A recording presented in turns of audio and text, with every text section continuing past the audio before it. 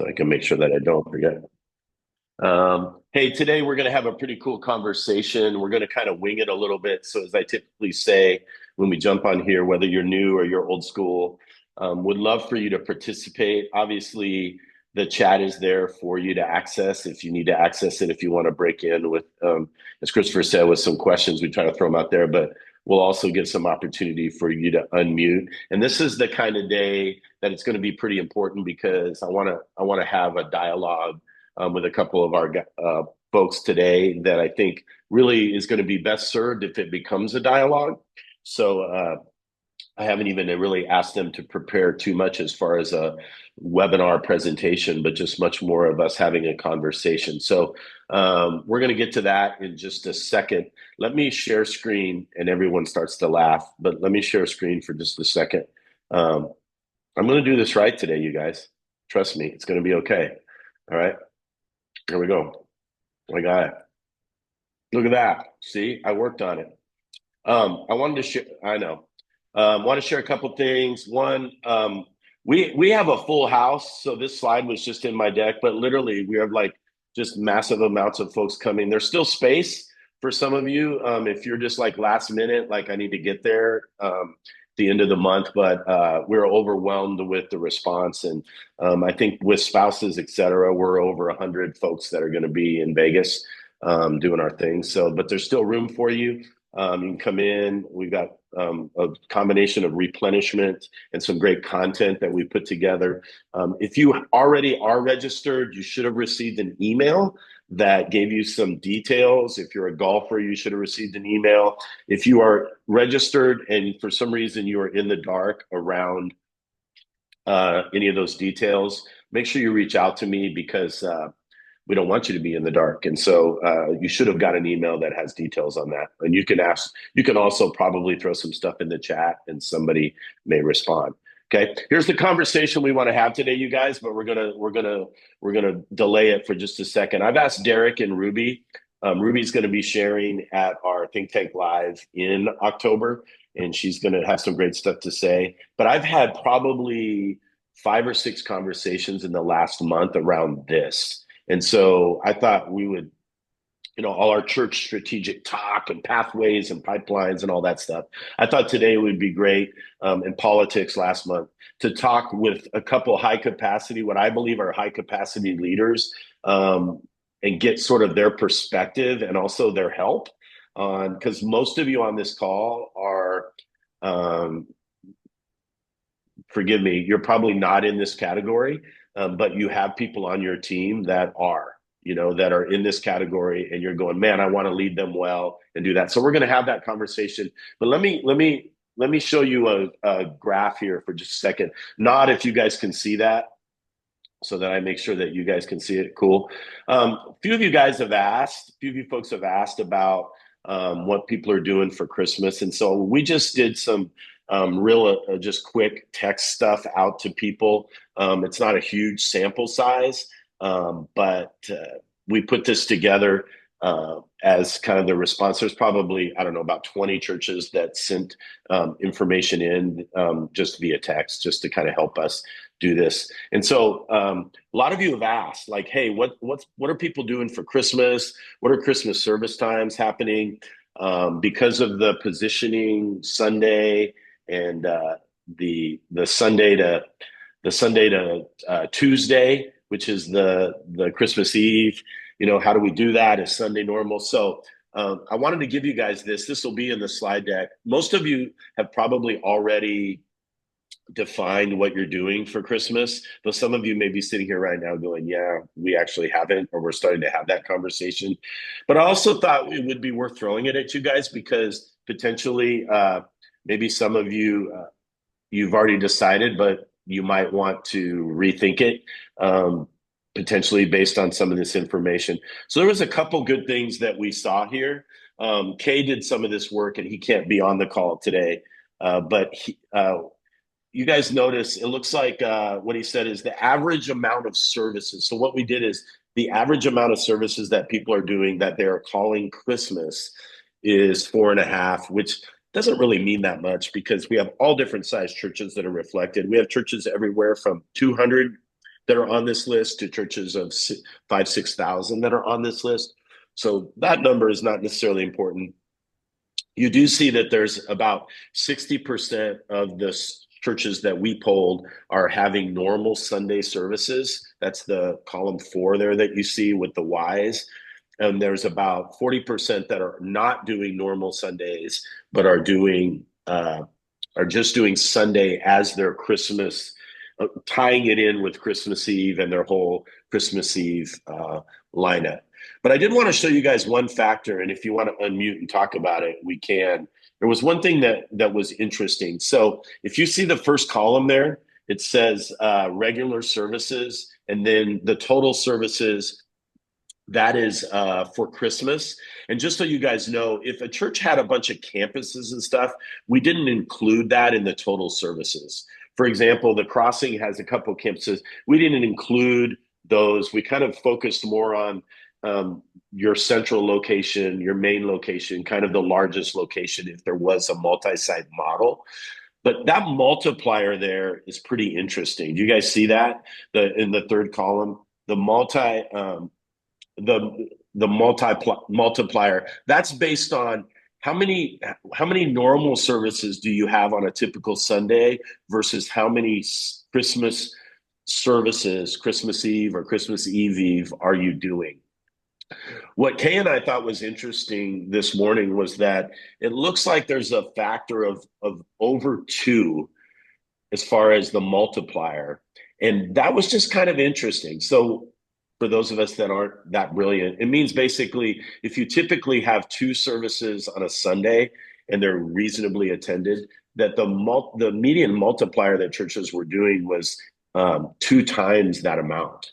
I don't know what I think about that. I just thought it was kind of interesting. And so anybody want to comment on that? So I was looking at some of these here. Some of them are 1-to-1, like Rob Hall is on the call. So it's like he does 2 Sundays and he's going to do 2. Some are 1.5, all of that. I just thought that was kind of an interesting factor to think about. Maybe it's meaningless. I don't necessarily think so. I wonder if that 2x is something that we ought to ponder. Anybody want to comment on that? Hey Lee, just a quick question. Are you saying the multiplier is like if it's 2, that means that they double attendance from what they normally have? Is that what you're saying? No, I'm sorry, not attendance, number of services offered. So typically, like if the Crossing does 3 Sunday services, then a multiplier of 2, the ones that are 2, it would be 6 Christmas services. So you can see there, some of them are lower, some of them are higher. As far as that, we just thought that was kind of interesting that potentially there's some learning there for as far as attendance goes. Not sure. Like Rob, if we were looking at you, we might go, man, maybe we need another service, right? Like, is it No, 2-to-2, right? yeah, for sure. We were super torn when our lead team were planning this, and my gut was like we need a third service on that Sunday, but because Christmas Eve is so close, being Tuesday, and we usually do a Christmas Eve. So that's another learning from this, Lee, is like half of the churches are doing a Christmas Eve, which we typically do. We decided not Right. to. I mean, for us, we're coming out of like, we're in a growth season right now, and there's momentum, and I don't know. The sense was like, man, Let's pack it out. Let's pack it out. Well, but no, the opposite of like, man, let's not exhaust ourselves and just because that's what we always do is add tons of services. And yeah, and after seeing this, I'm wondering if we are missing an opportunity, to be honest. Yeah. And again, I don't want to overthink that multiplier, you guys. So I don't want everybody to run back to their teams. I just wanted to put it in front of you as something for you to consider as you navigate, because it is with the Sunday, it is kind of an interesting dilemma that's there. I think the other factor I would say is typical when we even add services on our normal strategic thoughts, right? We don't add services just to add services, but there is that factor of every time you add a service, right? It's an additional opportunity. And I actually do think for Christmas, there's some of that plays into it as far as, limited opportunities as far as in that season may limit a little bit of people's access to what you're doing. And so it's a tension. And I don't know if we've solved it all, but it's definitely a tension that's there. Christopher asked on there, and somebody wants to unplug and go, and then we'll pivot to our guest. Is anybody still dealing with volunteer challenge, especially during the holidays? It's been a thing since, for the last 3 or 4 years. I think that kind of, Christopher, speaks to Rob's point a little bit of like, sometimes we're having to make a few decisions just based on, can we rally people, and so it plays into, yeah, we'd love to have 5 services, but can we rally people to be able to facilitate that? It's a fair question for sure. Curious, I just have a question. On the normal Sunday service, you have like no's and yeses. Is no indicating that it's a Christmas specific Correct. message, or is that communicating it's like a Christmas choir or like a special Sunday service? It's communicating, in our mind, it's communicating what they had communicated to us, Morgan, was whatever they're doing on Christmas Eve, they're doing that on Sunday. That it's one, like they're only doing one service style, and they're starting on Sunday and we're moving all the way to Tuesday. That's our best guess on that. We asked people if they were doing normal Sunday, and they said no or yes. So that's a great question. It doesn't mean they're doing a singing Christmas tree. For us, it means that they're doing their Christmas service on that day, which like would be typical where I am. We made the decision to do all the way across, good, bad, or otherwise, is what we're doing. So, and then again, last thought, everybody's culture is different. Now, I don't know whether we create the culture or we allow the culture. You'd have to answer that question. But everybody I talk to, there's like the culture of your, whether it's the demographic, whether it's your church culture. In some places, even for us, at our main location, Christmas is a thing, right? It's the whole blowout, thing. But we've even noticed that our campuses around Vegas, it is not as much of a thing.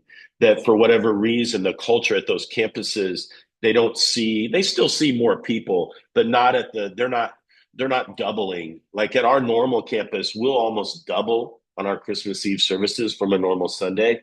Our campuses do not get that same pop that we do. So I think part of where I would ask you to challenge yourselves is just like, what is our culture around Christmas? What do we want it to be? And then appropriately, don't buy what we always say, right? Is strategy drives vision through your values towards your mission. So don't violate your values, in what you decide to do as far as those Christmas offerings, with the tension of it's probably, I would say even more than Easter, it's probably the largest unchurched or dechurched invite opportunity of any given year. Easter is still kind of a Christian holiday, right? Where we push back on Christmas becoming less of a Christian holiday. Part of what benefits us there is I think people are looking for the the candlelight and all that kind of a thing, and what we end up giving them is the gospel. And so just don't overlook the fact that it's probably your largest opportunity to pour fire and gasoline on your folks actually inviting people. Make sure you're equipping them appropriately to do that. Cool. Any other thoughts on this? I didn't want to take a ton of time, but I thought you guys would be interested. If somebody wants to screenshot that, they can they can put it in the chat. You don't want me to try to do that because I'll probably lose everything that I'm doing right now. But if somebody wants to screenshot it and drop it in the chat, you'll get it ahead of time before it goes out today in the call recap. Okay. It looks like Brian did it. Thank you, Brian. There it is. So again, just something to think about. I think it's helpful. Okay, let me do this. Let me introduce Derek and Ruby because they've been waiting patiently, like talking about Christmas. Ruby, we want to know how many Christmas services. No, we don't want to know that. I invited Ruby and Derek to come on because I thought we could have a conversation today around leading our princes or princesses in Ruby's case and warriors. One of the concepts that we talk a lot about with our Grow Minimum folks is this idea of seasons of life and leadership, right? And we've talked about it. If you've been around a while, you've seen me talk about it. We are going to talk about it again at our think tank in October here in Vegas. But I wanted to preview that a little bit because of the questions I've been getting. We typically think about, I think probably the 4 seasons of leadership would be prince, warrior, king, sage. And where I want us to focus today with Ruby and Derek is kind of on that princess stage, 18 to 30-ish, and the warrior stage, which is typically like 30 to 45 stage, which would be Derek. And so I wanted to ask them some questions. We're going to do it more as a Q&A. And so if you have questions, you can unmute at any point and drop them into the chat. But I want to just do a Q&A because I think that we are in that season where we are challenged to see leaders come into the church and remain. You know, you guys all see the statistics around. There's less and less young leaders that are feeling the call to ministry. There's less and less that are coming into ministry. There's less and less that are actually being retained in ministry. They're finding out of there. And so all of those challenges lead us to going, we have a responsibility to steward our organizations and to allow people to lead. So I'm going to let Ruby introduce herself, and then Derek, I'll let you introduce yourself, even though most people know you, and then we can jump in. Ruby, go ahead. Hey, what's up, guys? Thanks for having me. My name's Ruby. I'm on staff at Shepherd Church out in Porter Ranch, California. I've been on staff for 5 years now. Grown up in the church, interning, all that fun stuff, and now me and my husband are both on staff here. I'm a part of our pastoral team as well, so I was ordained last year and get to be a part of our Thursday teaching team. Yeah, come on, let's go, women, come on. I'm excited to be a part of our Thursday team. I also do all our connections ministry, so that includes like next steps, assimilation, serving, all that fun process. And I'm excited to get to hang with you guys today. Love it. Derek. Yeah, met a lot of you guys, but my name's Derek. I'm in Las Vegas at The Crossing, and I'm a campus pastor for our downtown location, so like 5 minutes from the Strip. We call it Midtown. Have been doing that for the last 3 years, Vegas native. My wife and I are both here doing ministry. Love it. I want to ask you guys and you guys can just wrestle to answer this, but like, give us your perspective on what it's like to be an under 35 leader. And Ruby, I would love to hear from you, as well, as obviously you have the female element involved in that. Just what is it like as you serve in your churches and, you know, try to develop leadership in this season of life that you're in? I'll let you guys talk about that a little bit. Good and bad. We want it all. Candor. Yeah, I'll go first. I think it's an interesting challenge, at least in my seat. Ruby, you might say the same, because, you know, when I started as a campus pastor, I was not only one of our youngest staff members, I was in my 20s at the time. I was one of the youngest people pastoring in our church. And so I'm sure we're all familiar with permission-based leadership. I don't know if that ever ends. The idea of, you know, people need to trust us before we lead them. But I think just the challenge that I'm in, and I don't know the magical day where all of a sudden it's over and they're like, you're the perfect age. And maybe that only lasts for like a week. I have no idea. And everyone just starts to say you're old. But on this side of it, I think the challenge is just in most spaces, there's a level of trust that it feels like a longer ramp for trust to be built. Now, once it's there, I think you can lead away, but I do think there's a unique challenge for emerging leaders when you think about them in your church, that you do kind of start by people assuming that you're young and you're just going to throw the Timothy verse at them and expect the world handed to you on a platter, which I don't think is true about all emerging leaders. Ruby, you want to talk about that? Yeah, Derek, I can definitely relate to a lot of the stuff you're sharing. I think the unique position I feel as young leader, young pastor on staff, young manager, is figuring out how to find your unique contribution to ministry. It's fortunate to be at a big church that has some other young leaders as well, but figuring out how to not buy into this spirit of competition or comparison of, oh, you're doing this now, and why do you get those opportunities? Or you're just like so-and-so. I've been told that often. And sometimes we can, you know, not trying to, but we can put our young women leaders in the same category. So, oh, you're just like this one, or, oh, you're just trying to be like the next Bianca, right? Or the next Christine Kane. So figuring out how to kill that comparison game has kind of been the season I'm in of what is Ruby's unique contribution to ministry?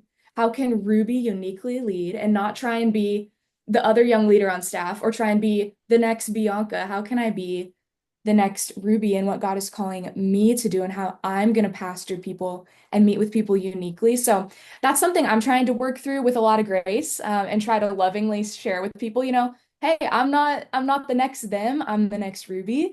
And I think a lot of your young leaders probably struggle with that as well, figuring out how to bring their unique side of it. So that comes with a lot of opportunities of learning and figuring out how to have these kind of healthy conversations. So I meet with people on our staff that I feel like are a safe place for me to kind of throw those questions and say, hey, what do you see are some unique things in me?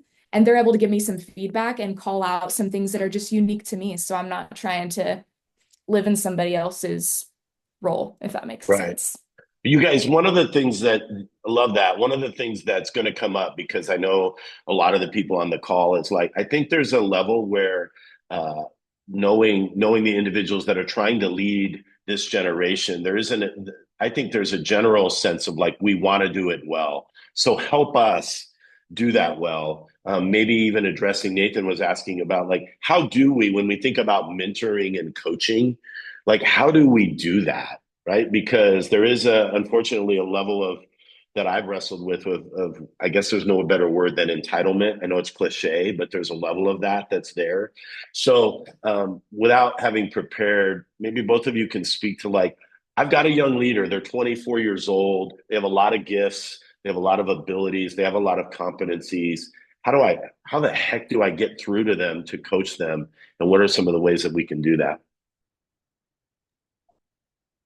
I love this question. I personally, I can't speak for every young leader. I want the feedback. I am like hungry for it. And I've actually had to kind of be pretty straightforward with some people in my life or my manager and other pastors of tell me I want to grow.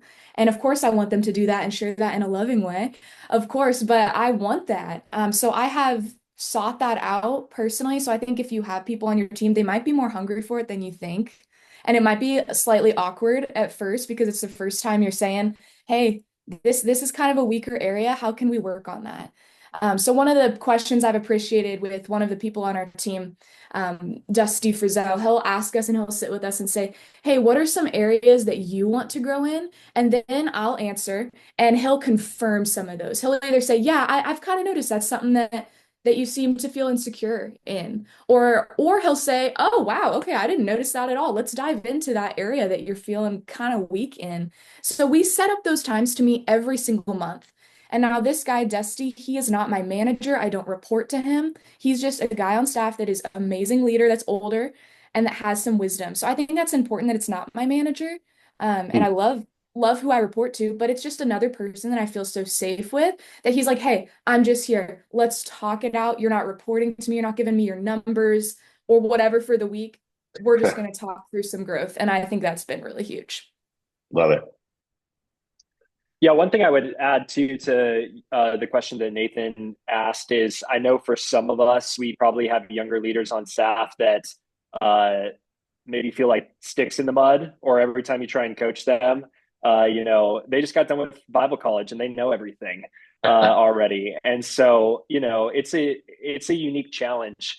I think one of the things that's been really helpful for me, and full disclaimer, Lee is also my boss at the Crossing, and he did not force me to say this because he's just the best boss in the whole universe, But one thing that could be helpful when you think about developing young leaders is we all want to do that, obviously.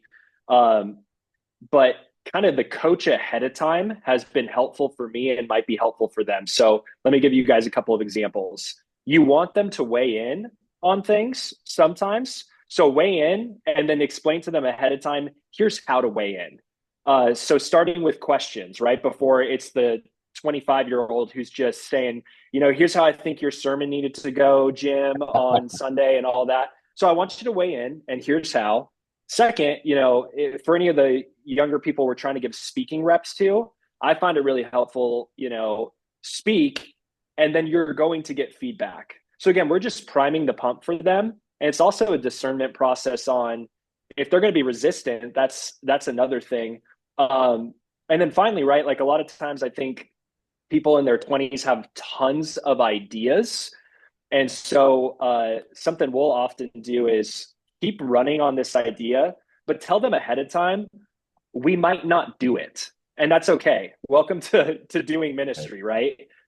So run with it, but we may not do it. So what you're trying to do is just prep them for the rhythms for one day when they're talking to the 20-something, right? Those are helpful things for me. And if I could throw a hot take out there, can I throw a hot take Come out there, on. Lee? Come on, let's go. Okay. I was thinking about this today. You know, I think we have to do everything we can to develop the next generation. I'm a product of good leaders that care for me. Sometimes, though, emerging leaders that are highly resistant to coaching and will not accept it. Here's my hot take. I think they might just be the people in their 30s, 40s, and 50s that are still highly resistant. I think sometimes there's a level where for you guys that might be leading churches at an executive level, sometimes it's just someone who is being a little more stubborn, and that's okay to acknowledge that too. I don't think it's a one-way street of just care about the millennials. I think there's a level of discernment that you guys should trust. All right. That's Anybody good. want to go?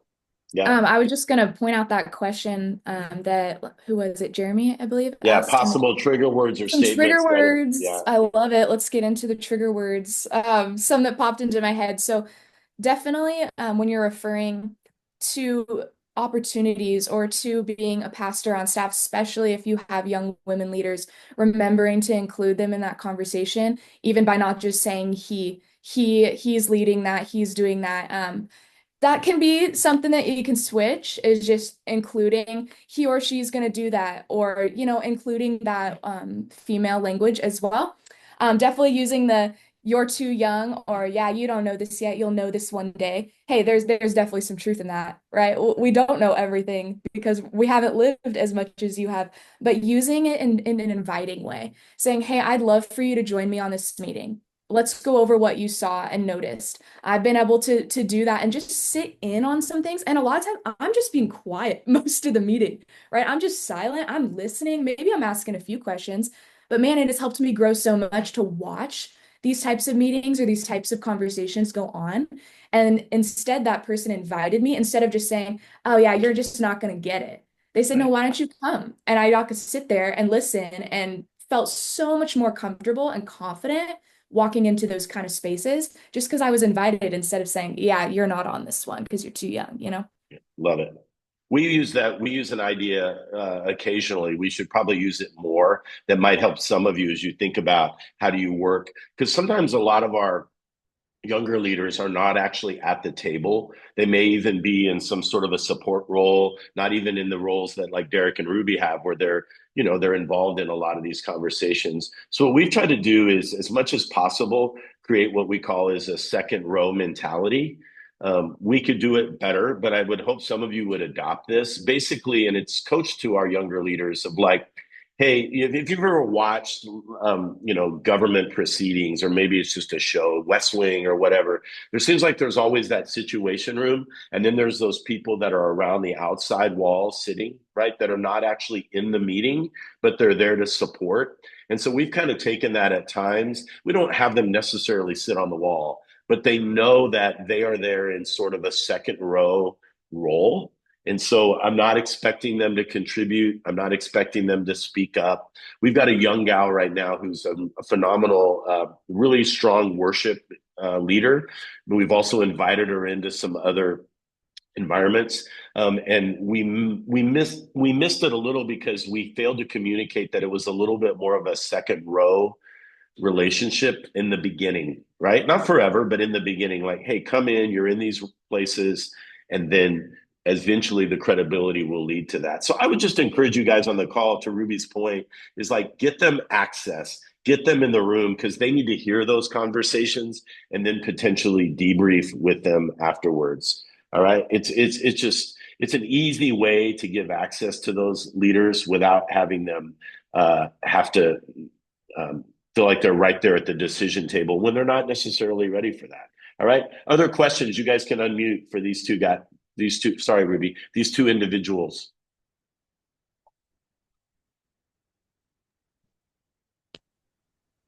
All right. I would love to as we grow our teams younger, right? So I think it's easy to hire from whether it's from outside or from within. But what are some advice for not just attracting, those that are Ruby's age or Derek's age, but also to just what's some advice you guys can give as far as creating that value, but also being attractional enough to say, hey, come to the team. The risk it takes is versus more training might be involved, simulation, things like that. Ruby? Yeah, I love it. I think having clear opportunities to present to them. I've been involved at some awesome churches that said there would be opportunities, and then there just wasn't. And it's disappointing for anyone. Doesn't matter your age, right? So being clear on that and saying, hey, if it's not a church where you're going to get a speaking opportunity, tell them that. Just be straight up. Be like, hey, that's just not really where we're at. And you're not going to get reps doing communion or preaching a mess. It's just not going to happen. Let them know. If they are able to do that, then tell them that too, because that gets people excited of, I'm not going to get that day one, but I know that I can work up towards, or I can have some of those conversations to be a part of what I want to do, what I want to grow in. So I think that's a big one, is just being upfront. I wish that I would have had some of that. And I think it just would have helped me make some decisions in the past of where I wanted to be at. Thank you. Yeah, I agree with Ruby. I think vision of the future is highly compelling. I'm maybe a little more squishy on what that could look like, but also a little bit counterintuitive. I was just telling Joe, who's on our call the other day, in my journey into the crossing, I was probably 27 years old, had already been at a couple of churches and ministries, and I got a on paper good looking job offer from another church. And I was talking with Lee and one of our other executive pastors, and they looked at me and it was bold, but they just said, you're actually really not ready for that. But one day you will be. And so we want to invite you here because we will develop you. And so that might be a little counterintuitive, but their kind of boldness in that way, it actually spoke to something that I knew I needed, but maybe my ego couldn't recognize. But there was something enticing about like casting vision around, we're going to develop you into where you want to get one day. Don't shy away from that. And hopefully on the side of the emerging leader, it shows some humility that they're like, okay, I do want to be developed. Can also throw up a yellow flag for you if they're like, man, I'm 28 and I've arrived. Then end the conversation. One of the challenges that we faced recently with a younger leader is we actually accelerated them too quickly. So they were a solid leader. They had all the seeming gifts, but I mean, we made the mistake of platforming them literally too quickly, all with good intents, but not. We should have known better. That we were too. Kind of like, wow, this is a great opportunity in this individual. And then we ended up having to backpedal as they continue to grow, and character issues and all those sorts of things. But now we platform them. So there's both a conversation with them that's difficult, and then a conversation with others who are wondering, why they have been backseated a little bit. And so, I think some interesting perspective on speed and timing, because I know that all of us feel that the younger generation, and we all had it, but because we're now sitting in this other chair, there's a level of speed and timing that they want, like I need it now or tomorrow. And so I think there is some health to what Derek said of like, we do have a path for you. Probably some of the problem with some of us on the phone call is that we don't really have a path for them. And I'm not talking specifically like you're going to have this role, but do they have some degree of understanding of what their future trajectory can be, both in a role, but also just in opportunities that they're going to want? So that's going to be a huge deal. One of the things that we'll speak to a little bit is the idea of, I'll throw you this one, and then Ruby can clean it up. One of the areas we're struggling with is professionalism with our under 30 staff people a little bit. And so I read an article recently where some of the tech companies are getting MBA people from Yale and Harvard and different places, and they're having to send them to like life skills training. They're great at what they do, but they don't have basic life skills. So Derek, can you speak to some of that and what can we do to kind of bridge some of that gap that we may be experiencing with some of our younger 20s? Yeah, we're running into it. Maybe you guys see it too, of everything from like just basic dress code, to like don't show up in your gym shorts, to hey, I know that we start this meeting by laughing and chatting, but like, put the YouTube video away 15 minutes in. I feel like we've seen the whole range. Here's just a weird thing. I don't know I don't know all of the causes, but if we will start by assuming the best, which is what we're trying to do, is that literally, I'll say Gen Z does not know. And we can talk COVID, that they didn't get entry level jobs. We can, there's a million darts we can throw at. They really don't know. And so again, two sides of it. And then Ruby, you clean this up and make it better. Two sides of it. If you can be proactive when you're bringing on a volunteer or staff member, that the expectation is this, then you've done your coaching ahead of time. And you just have to go one layer deeper and not assume. But on the other end, again, this person's, they might not intuit by looking around the room. That's what we've learned. Like, look around. No one else is doing this. You might have to lean in and coach. We're talking about stuff like time management and, the right way to dialogue. Nathan put some stuff in there, right? Just punctuality, all those sorts of things. We're shocked at that. So Ruby, go ahead. So good, Derek. I think clear is kind. Be really upfront and clear with them about your expectations and know that it's only going to help them grow. It's all out of a place of we want you to be a professional in the workplace. And sometimes in ministry, we've all experienced that. It gets kind of like in the water and we're a family, but we're professional, but it gets tricky. So cleaning up that professional side of it, saying, hey, here's a dress code, like send them a dress code on the first day.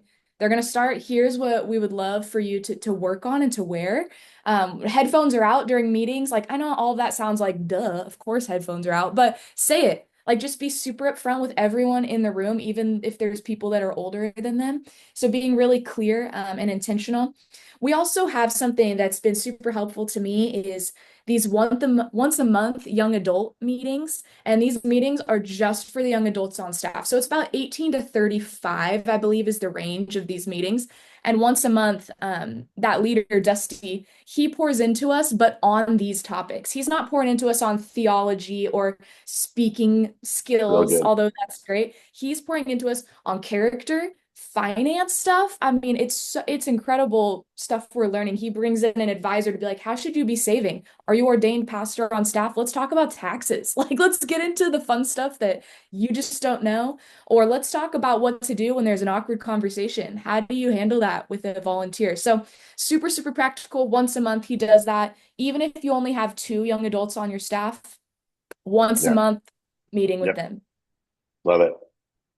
Ruby, one of the questions that we wanted to ask, and Jim was asking, so Derek, maybe I'll throw this to you, and then Ruby, I'll give you a second to think. I do want to make sure before we run out of time, Ruby, that you help us think through how do we onboard more females as they emerge. So I don't want to have you on without, allowing you to speak to that a little bit. So I'm going to give you a second to get your thoughts together on that, because I think I hope all of us are navigating the reality of the role that ladies are playing on our teams and all of that. And it's a new reality, especially for some of us who are Gen Xers that are like, we're open to it, but you can give us some clues. Derek, to Jim's question, and by the way, what Ruby just said, we literally had a conversation yesterday here at the Crossing about something we're tentatively calling LST, not LSD, LST, which is life skills training.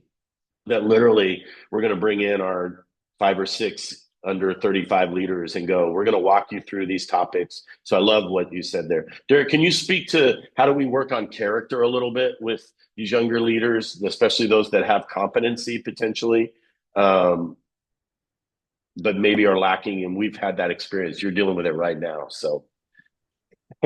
Yeah.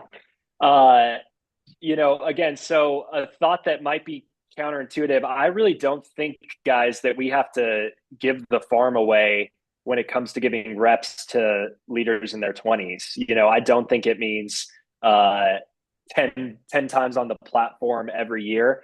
I actually think casting the vision around, and I know the question's about more than the platform, but anonymity is a good thing. I'm not going to, we all know all the right scriptures to say. So let's go back to that. There is a period of development that I think has to occur, that we have to, I'll call it vision, continually cast that vision to the 20 somethings. And then I think where we've ran into trouble is we find someone who's sharp and likable and has high EQ, but maybe hasn't developed that character. And then we start running, and then they make the same dumb mistakes that every 20 something's making. And so then we've now put them out front, and we start the cycle all over again that we've all watched, where they feel like they have to hide it, they have to keep it from people, and then that's how, you know, bigger failures can happen. And so Lee and I were laughing yesterday because I said, I can't believe I'm the one saying this, but I think we need to be lower in awarding leadership as giving people's character time to catch up. That's kind of my gut take on it, because we want them to do this. We all want to do this for the next 30, 40, 50 years, not be a flash in the pan and burn out like, you know, when we're 30, 33.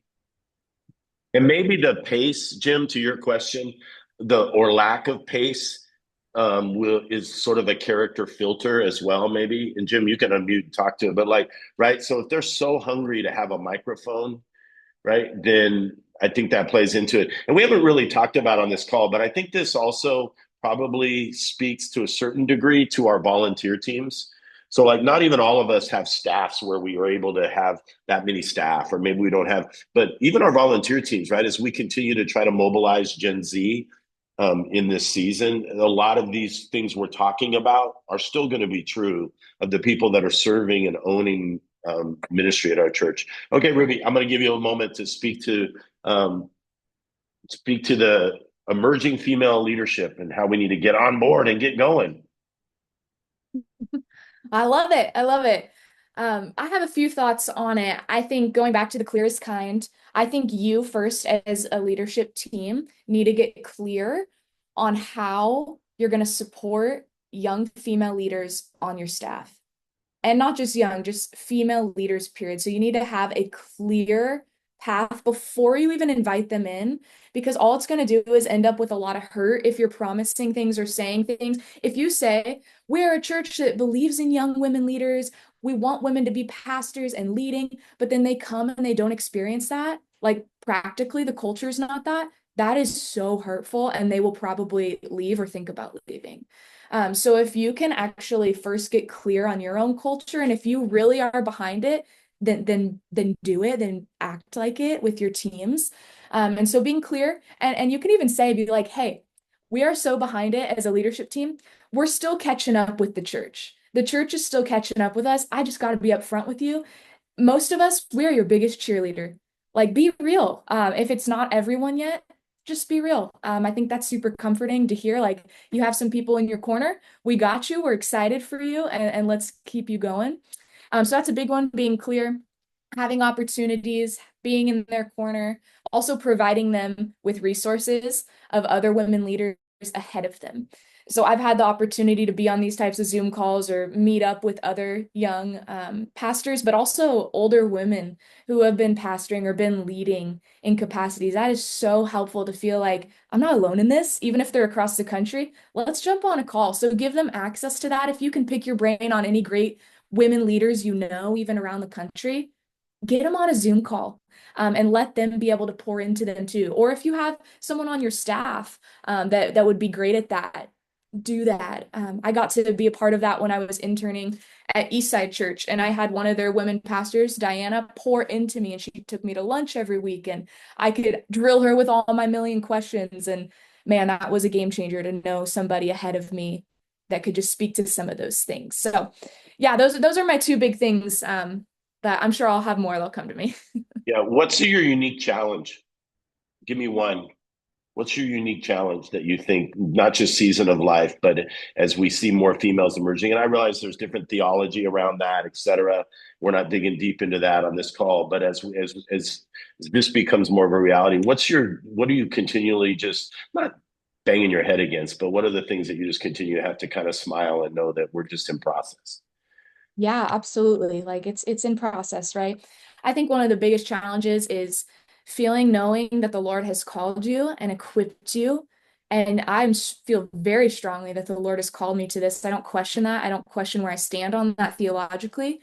But then going into spaces and it's not being met the same way, is incredibly discouraging. And so going out to meet and pray with someone and they say, I'd rather speak to a male pastor, those ones hurt. And so figuring out how to let that roll off and just let it roll off, but remain confident in who God has called me to be. So I think that's the big challenge, is remain confident. The Lord has called you to this. This is absolutely what he's made you for. And just be patient and be graceful with people. And yeah, let those weird comments just roll off, you know? I had someone leave when I spoke on a Thursday, and they had a fun time telling me that they left. And instead of letting that just derail me, I was like, all right, cool. I'm glad you came and stayed for 5 minutes. Hey, you made it 5 minutes in. Yeah. So good. Thanks for carving that out, Ruby, and being willing to allow some of that stuff to roll off, that you know, as you're carving some new territory. Yeah. So this is good. I'm going to open it up. We've got just like 3 or 4 minutes here. Anybody, I've seen some stuff in the chat, but feel free to unmute and dialogue real quick before we wrap up our time together. Na na na na na na na na na na na. Yeah, I'll go. I kind of threw that in the comment earlier. For those that you guys both have great EQ, for those who maybe struggle with EQ, any tips on like, hey, I see gifts and talents, and things in you that I want to help grow, but we need to have a talk. Any suggestions on that? Matt, if I'm putting you on the spot, but could you give a specific example? I just want to make sure I would speak to the right thing. Sure. I mean, you know, anywhere from there's a couple different scenarios. I have several young leaders that have a lot of talent, but maybe think they're a little bit more qualified that they are with speaking, the culture that we're trying to create here, as well as some of the things. And I love the second row piece. That was so helpful. But some of the things they speak into, that it's like, hey, this really isn't maybe your place to speak into. I want to help you grow. However, right now, it might not be the time for you to speak up. And sometimes those with low EQ or that are wrestling and learning and growing that ability have a tendency to get feelings hurt in those situations, if that makes sense. Yeah, two thoughts pop into my mind right away. One is inviting them to deliver it differently. Hey, so you have good stuff. Here's how you can deliver that in this season. And it's going to change one day, but I think that helps grow EQ. And then with some of the teaching stuff, I hear that one all the time. Man, I got this 25-year-old who has the gift of teaching, but thinks they're the next Billy Graham. What do I do with that? Again, in the right context, you know, I remember when I got to the Crossing and I'm on our teaching team here, and very early on, Lee, we all know Lee, here's how he delivered it, and it worked in our relationship. He just said, hey, you're good at communicating, and no one cares. Like, do a good job at your job. And that was so helpful for me, because so many times you just go around getting all your pats on the back. And so that's how Lee and I's relationship works. But how can we deliver that to the next generation, that the speaking or any type of really major gifting on stage or in front of people you have, we all know that is just the tip of the iceberg of the work of ministry. And so casting vision for them to see that bigger picture, that's been helpful in my own journey, both of those two things. One of the things that I've tried to do, and Derek brought up an example, I think he was paraphrasing there, but that's okay. Of like, you know, with Derek is specifically, like, sometimes I think it's okay for us to challenge these younger leaders in areas of their core competency. In other words, I think that conversation that Derek and I had also revolved around, hey, you're a really good communicator, but you can be better. Like you could literally find that as a crutch. You could just lean on that. But how do you actually develop that in a more holistic way? So I think it's challenging their shortcomings, but possibly also challenging them to acknowledge where they are strong, but also to begin to coach them towards a greater strength there and going, hey, this isn't the end, right? Don't be satisfied with that. I think can be really, really helpful in developing that EQ. One last question. Cool. Let me sum up our convo with shared screen. Look, I did it. Becker, you're really excited. 5 things. We'll close with this, and then we'll wrap up. These were all kind of touched on today, but it's the idea of what do young leaders need? These 5 words: opportunity. Does your church, does your team, do we have real opportunities for them to lead in areas of impact? Right? Are they doing stuff that actually has significance? Access, where are the places for young leaders to actually watch and observe? That's the second row idea to take place, and where then you can debrief those experiences so they can grow without putting themselves out there. Do they have any authority at all? Right? And it has to be appropriate and in the right moments. But what kind of consequential authority do they have? One of the strategies I always like to think about, and I've said this to these young leaders, sometimes when it comes to authority and opportunity, I like to start with what I call non-fatal environments. In other words, I put them in spots where if they totally screw it up, it's not fatal, right? Versus putting them in positions where their ability or inability to execute can be fatal to the organization or to the mission of the church. So think about not only second row, but where are some non-fatal places that you can give young leaders opportunity and authority that hopefully they succeed at, but if they don't, the world will continue to revolve. 4th would be grace. We have to have it, enough responsibility, but also enough space to fail. And then finally, and some of us, we got to really look in the mirror on this, mentoring or coaching. Loved what Ruby said about Dusty. Are we actually intentional around providing regular mentoring, feedback loops? Not just the idea of it, or man, we really should do it, but is your calendar reflecting those things where you're giving space and time for lunches and coffees and meetings with those young leaders who are going to be running with the ball long after we've stopped, and are also going to have the best ability to be retained in ministry because of the time they spent with you. So that kind of summarizes a lot of what we talked about. It's a good conversation. So Ruby, we look forward to having you guys. I think Derek and Ruby are going to do some stuff for us at the end of October at our think tank deal. So look forward to seeing you guys there. And yeah, I think that's about it. So you guys, I hope you make it in October. If not, we'll see you at the end of next month. All right. Caleb, we're really disappointed today, by the way, bro. We got nothing. What did I do?